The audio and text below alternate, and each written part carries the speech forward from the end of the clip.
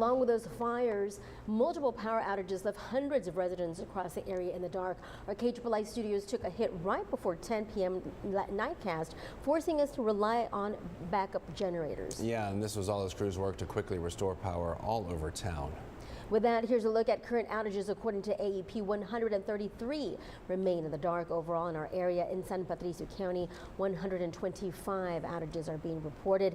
In Jim Wells County, only 4 outages remain. And again, that's Sinton right there. You see, that's where Madeline Salinas was just with the county judge going over what's next. We're going to get more questions answered. We know a lot of people wondering what's the process for filing a claim. If you've never been in that situation before, it's brand new to you and it can be complicated. So hopefully we'll get some answers to that. And one of the hardest things is that they have to wait. They have to wait for the information. They have to wait to be called back, and it's hard because they just want to go by and see if their home's okay. What's still there? What's the status? Yes. Yeah. So we'll keep you informed of everything we can.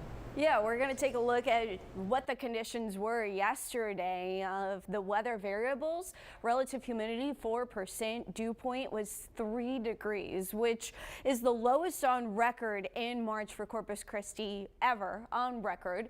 Wind was out of the west-northwest, 41 miles per hour. Gusts were up to 58 miles per hour. That's severe thunderstorm level wind gusts. And we've had moderate to severe drought. And on top of that, little rainfall. In fact, it's ranking around the 7th least amount of rain between October and March for Corpus Christi. And on top of that, we had a couple of freezes, and cold temperatures only work to continue to dry out our grass and our shrubs and our plants and our vegetation across the region. So all of these factors really boosted our wildfire danger yesterday, and you saw once those fires started, they were very difficult to control. That was the biggest concern.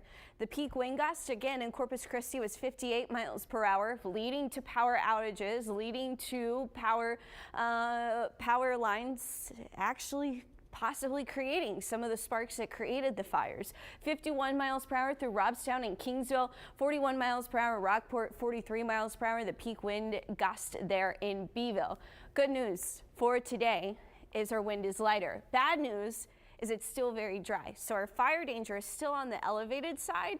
It's not quite as critical as yesterday, but it's still high. It's not a 0 when it comes to our wildfire danger, but we will have shifting wind, which will play a role in the firefighting that is possible throughout the day today. And we'll see southeast wind by 8 p.m. That southeast wind is going to start to boost our humidity. No watches and warnings in play, calmer conditions out at sea, but we do have some air quality to discuss as well coming up.